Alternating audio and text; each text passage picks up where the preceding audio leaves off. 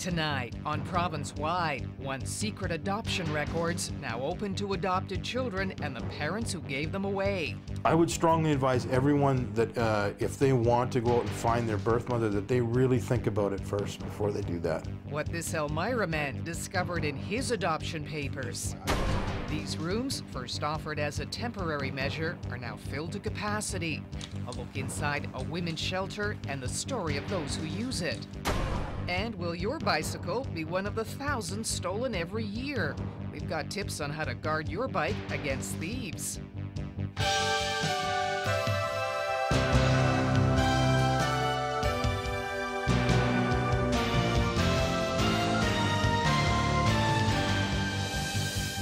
Good evening and welcome to Province Wide. I'm Diane Verneil. What was long held as a secret in Ontario has been opened up for public perusal this week. Adoption records sealed for privacy are now open to adult adoptees and the parents who gave them away. Ontario joins 3 other provinces doing so, citing shifting attitudes for the change. But there is the choice of filing a disclosure veto that keeps information private and bars any contact. Our first story tonight features an Elmira man, adopted at birth, who has learned some surprising facts. But he's not in any hurry to find his birth parents. Jeff Selby of Elmira says he's always known that he was adopted. I've always known that I was adopted. My parents were quite open with it over the years. They didn't hide anything, you know. It's not like it was some great big secret that I was adopted. They've always told me. The 42-year-old who runs a meat distribution business was born in Belleville in 1967. His parents decided to adopt when they had trouble conceiving. I'm special because I was chosen to be part of the Selby family. Like, they came in and they looked over a bunch of kids and they said, we want that one right there. So that's how I got to be a Selby. But shortly after adopting Jeff, his mother found out she was expecting. Here's Jeff with his younger brother, Jim. A little sister came along after that. Jeff says his parents, Donald and Carolyn, treated everyone with equal love and support. My mom and dad are the best mom and dad you could ever have. They even supported him on looking for his birth parents. They've always said to me, if you ever want to go out and look for your parents, you know, or look for your natural birth person that gave birth. I call her my birth person because she's not my mother. And I'm very, very strict on that. As it turns out, Jeff never really wanted to find his biological parents. A lot of people who are adopted at some point want to find out who their biological parents are. Did you want to find out? Never. There's a reason why that lady gave me up for adoption. And she obviously had something going on. So I just look at it like that was her business. So she's carried on, so too I have carried on. Although he didn't want to know anything about his biological parents, his wife and adoptive mother thought it would be useful to know some medical background. That bothers my wife and my mother more than it bothers me. I figure whatever's going to happen is going to happen. Like, sure, I'm a bit overweight and I shouldn't be, eating half the foods that I do. But hey, I like the food that I eat, and I enjoy the food that I eat. It turns out that Jeff is having trouble sleeping, only being able to get a few hours of rest every night. His parents thought his adoption records might offer some clues. I've been having trouble sleeping, and as it turns out, as I talked to my parents, they said, well, you've had trouble all your life since you were a little boy, a baby.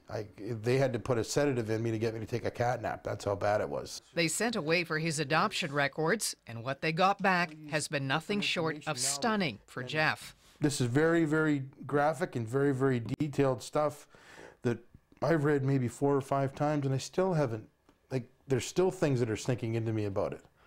His adoptive parents blocked out names. Jeff says he wanted them to do that, but here's one they didn't block out. You can see here on October the 2nd, Kevin William blank was admitted to care. That's me. So my first name was Kevin William.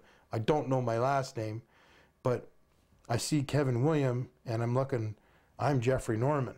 There's lots of detail on his biological mother, who was not married at the time. Miss is 22 years of age.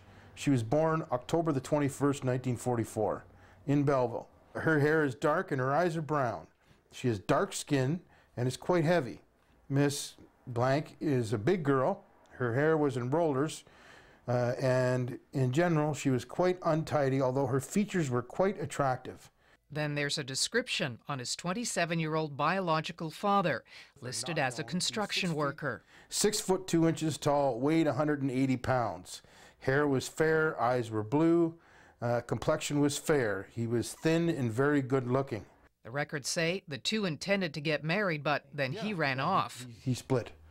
He took off, you know, so he didn't buck up and, you know, do the right thing. But here's the part that came as a complete shock.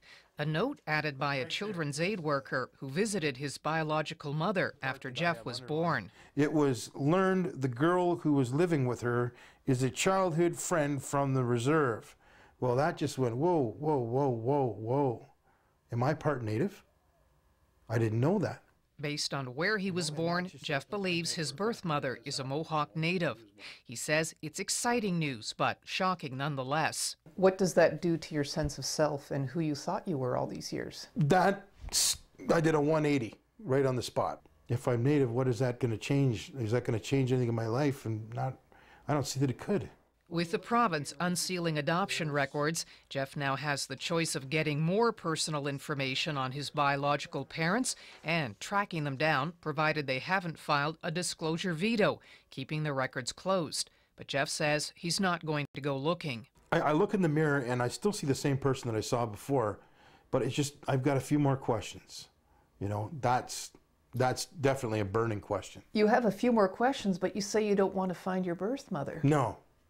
But I would like to know if I actually am Native or not. Holding him back, Jeff says he's had a great life, loves the people who have raised him, and is admittedly a little worried about what he might find. If you really are happy with your life, then why would you ever want to delve into something that could lead you down a road that you really don't want to go into? But Jeff is keeping the door open.